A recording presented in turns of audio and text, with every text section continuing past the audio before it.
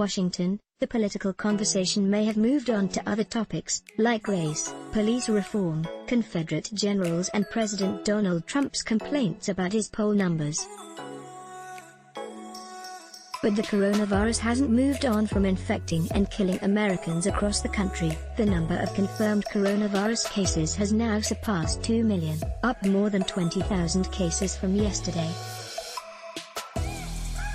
What's more, an average of about 800 Americans are still dying of coronavirus every single day, according to the COVID-19 Tracking Project, a grim baseline that may be difficult to push lower as more activities resume, NBC's Benji Salin reports. I really hope we can reduce it, but I'm not particularly optimistic on this point, Tara Smith, an epidemiologist at Kent State, tells Salin. Effective tracing and adequate testing is still lagging in most areas, and mask use from my experience is not universal.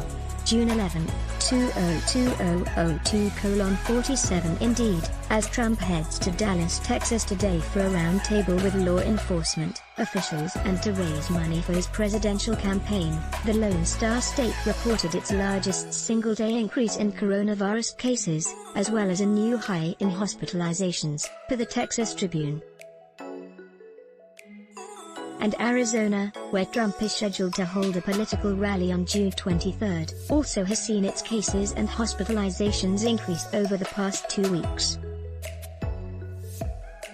With this new wave of coronavirus cases hitting the country, Salin adds that the political debate over it could be far uglier than it was back in April and May, when surveys showed relatively broad consensus in following social distancing guidelines and wearing masks. But that consensus faces new challenges. Governors, mayors and public health experts are facing criticism for backing mass in-person protests after demanding restrictions on even small gatherings for months, which some experts worry will undermine their credibility on future health guidance.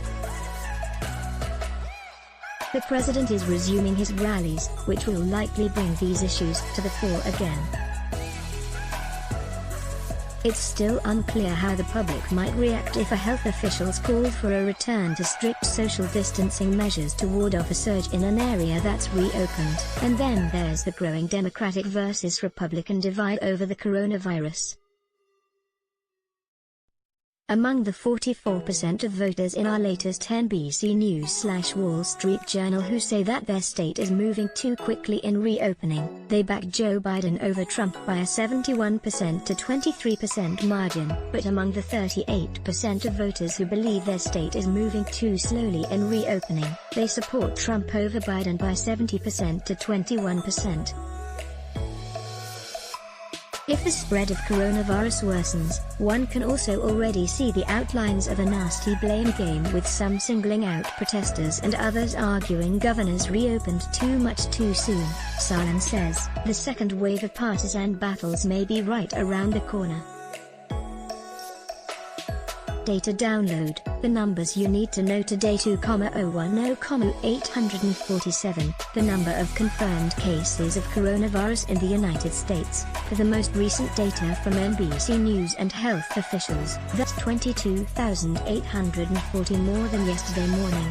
113,671, the number of deaths in the United States from the virus so far. That's 929 more than yesterday morning. Let our news meet your inbox. The news and stories that matters, delivered weekday mornings. 21.47 million, the number of coronavirus tests that have been administered in the United States so far, according to researchers at the COVID Tracking Project. More than 1,500, the number of new coronavirus cases reported in a 24 period in Arizona, where officials fear a new spike. 1,921, a year when a white mob destroyed the black business district and killed hundreds of black residents in Tulsa, where Trump, on Juneteenth, plans to hold his first rally since the coronavirus lockdowns. A year, How long? Amazon says it will ban police departments from using its facial recognition software in order to give the federal government time to develop regulations for it. More than 1,250, the number of former DOJ employees calling for a probe of AG Bill Barr's involvement in the clearing of protesters in Lafayette Square. Tweet of the day: Trump will hold a rally in Tulsa on Juneteenth, a day commemorating their end of slavery. Today Trump said he will not even consider renaming army bases named after Confederate leaders who wanted slavery. Tulsa cancelled its Juneteenth celebration due to COVID-19. Rachel Scott, at Rachel F. Scott, June 10, 2020. 2020 Vision. Ossoff moves past 50% with 87% now in. Jon Ossoff is at nearly 51% in the Democratic Senate primary in Georgia, above the 50% threshold needed to avoid a runoff. The AP has called the race for Ossoff, but NBC News has not yet called it, though it certainly seems likely that Ossoff will stay above 50%. The Dem primary winner will face Sen. David Perdue, Republican, Georgia, in November. Ad Watch from Ben Kamizar in today's Ad Watch. Rep. Joe Kennedy III is trying to make the argument that the nation's reckoning on race means that it's time for new blood. In his new spot released yesterday, filled with images of the recent protests and the memorial for George Floyd, Kennedy argues that this is a moment that will define a generation. We are angry, and we are grieving. And we will not look away as innocent black lives are taken.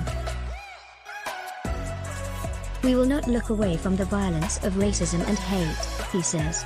We will not follow the failed politicians and the policies of the past, and we will not return to normal because normal was broken and this country was built to be something better. Kennedy doesn't mention his September primary matchup with incumbent Senator Ed Markey, who is 35 years his senior, but the call comes after Kennedy made a more pointed argument at a spicy debate this week, when he argued that Markey was not known for addressing racial justice and criminal justice during his career, while Markey called Kennedy a progressive in name only. Moving ahead, with or without Trump, congressional Republicans seem to be looking for compromise with the Democratic counterparts, whether or not President Trump is on board. Senators Lindsey Graham and Tim Scott told our Hill team on Wednesday that they see areas of agreement with Democrats when it comes to a police reform bill, and they don't feel the need to be on the same page with Trump on every policy prescription. Here's what Graham said when asked if he's spoken to the president about the legislation. I haven't talked to the president, but I talked to a couple of Democrats, and here's the question from me: do we want this to be sort of political, dueling points? Or do we want to try to find common ground like we did with criminal justice reform? I'm cautiously optimistic there's a growing market for an outcome that takes the proposals of the Democrats, marry it up with what Senator Scott's working on, get in a room somewhere and see if you can find some common ground for some of it. I think that's possible if people want to get a yes. And here's what Scott said when asked if the president could be an obstacle in bipartisan-backed reform. If history is a teacher, the president has been receptive for the last 3 years on the priorities that I brought to him. I try to make sure that they're sensible and directed toward the American people and not toward partisan and/or politics at all. Hopefully he'll have the same approach. As for the president, Press Secretary Kayleigh McEnany made clear that ending qualified immunity for police officers is a non-starter for Trump in any legislation. The lid. Don't hold your breath. Don't miss the pod from yesterday, when we looked at why election night is probably a thing of the past. Me, what else is happening in the world? President Trump says he will not even consider renaming military bases named for Confederate leaders. What might defunding the police look like in the real world? Programs in cities like Dallas and Milwaukee offer some examples. How do officials in Jacksonville feel about having a convention there? The State Department, before he was fired, was probing why an award was revoked from a Finnish journalist who criticized Trump on social media.